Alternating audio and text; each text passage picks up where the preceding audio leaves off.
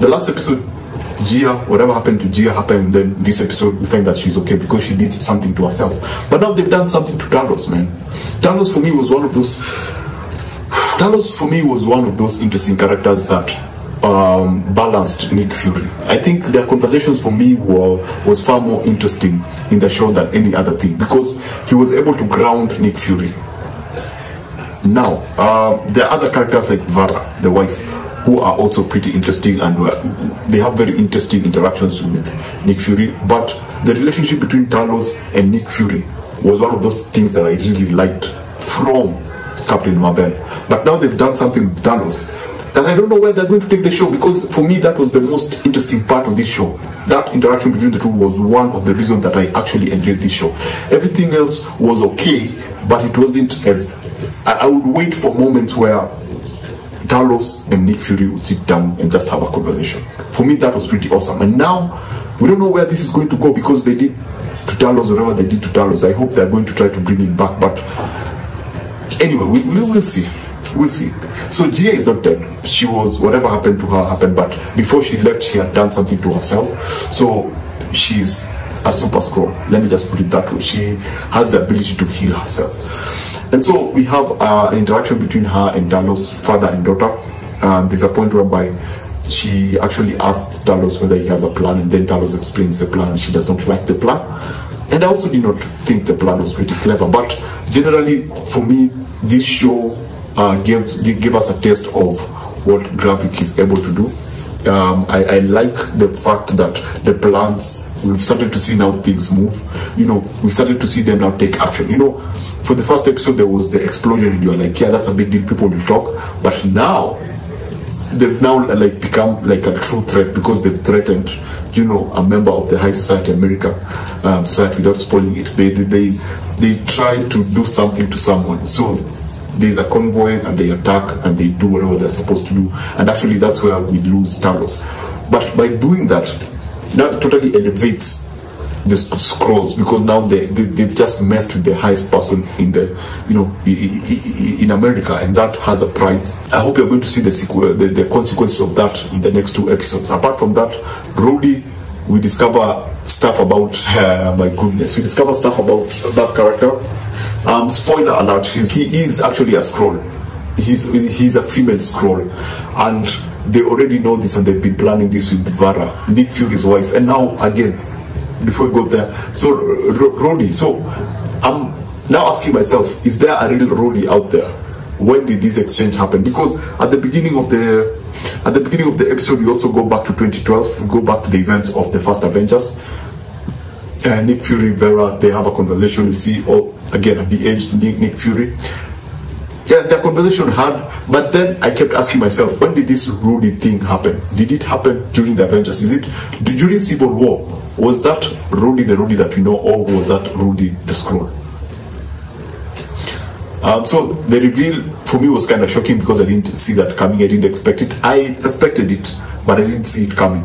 And now Vara, Nick Fury's wife, is also now into this. We get to learn, because in the last review I talked about how she, you know, in order to become a Skrull you need to take someone's identity. I asked about where she got that particular identity of this particular person that she became, and we get to learn more about that. We get to learn about the person that was before this. This is such a heartbreaking episode, especially for Nick Fury and Vara as a couple, because you can literally see the world and the complication of what they do actually just break down, you know, the relationship. You can actually see the weight of identity break them down. You have this one person who is fighting for a side that is looking for a place to be who they are naturally, the way they are, and then you have this one person who's trying to help them, but is also kind of afraid of what the implications of that happening, you know. So you have these two polar opposite people trying to coexist. And so yeah, that was, for me, was pretty tragic. But overall, generally, this short, it's a very short episode. Actually, it's around 35 minutes, 30 to 35 minutes. It's a very short episode, but that tragic happening of Talos, man, whatever they did to him, I was like, that was I don't know where they're going to take it. I trust that they're going to take it to an interesting place, but Talos is a very pivotal part of this show. For me, the interaction between Talos and Nick Fury was one of the best parts about this show. So getting rid of him at this particular point, I don't know where they're going to take the story. Is it going to be Gia and Nick Fury? By the way, Gia is a very interesting character, but we've not actually seen her. We've not seen Emilia Clarke act, perform. Actually, we've not seen a lot of dialogue from her. We've not seen her talk a lot with a person like Nick Fury. I still don't understand what her personality is, Gia. I know that she's supposed to be a part of the Skrulls, but she's still a very one-dimensional character as of now. I don't know if they're going to flesh her out the same way they did with Gravik, but as of now, she's just that. She's what she is. She's nothing more of that. Talos was a very dynamic character. It's very interesting. He has a personality and is a very introspective individual. And I liked that about him. But now that they've gotten rid of him, are they going to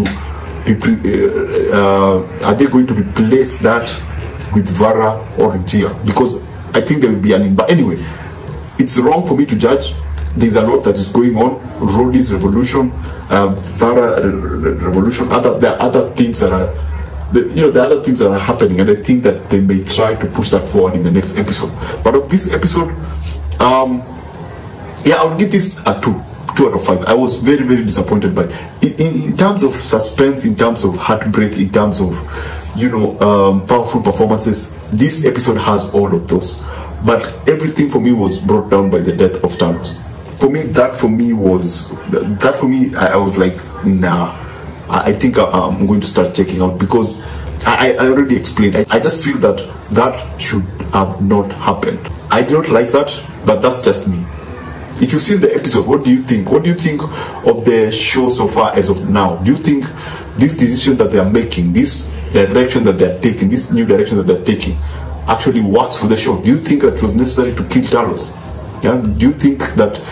Because I keep getting that feeling that they're going to try to replace Talos with Gia.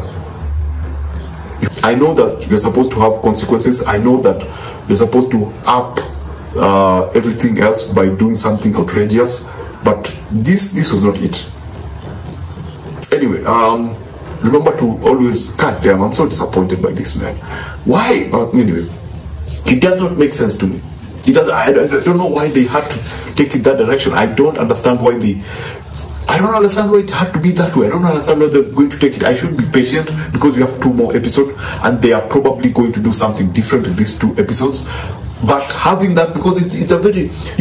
Talos is the one person who could knock some senses into Nick Fury. He's the only person who could actually talk to Nick Fury at the same level. So now that we don't have that character, what is Nick Fury going to be? Who is Nick Fury? Who are we talking to anymore? Who's going to try to level head Nick Fury? Because Vara obviously cannot. Anyway, you know what? Let's wait for the next 2 episodes. Remember to always watch what you enjoy and enjoy what you watch. Thanks for watching. Please, if you've seen the episode, let me know what you think. Let me know what you think about the death of Talos. Anyway, thanks for watching. I'll see you on the next one. And thanks for, if you're new, please subscribe. If you've subscribed, come on. If you enjoyed this, you can like, and I'll see you on the next one. I would really wish to see you on the next one, as we check out the next 2 episodes to see where they're going to try and take this story. So thanks for watching. See you on the next one.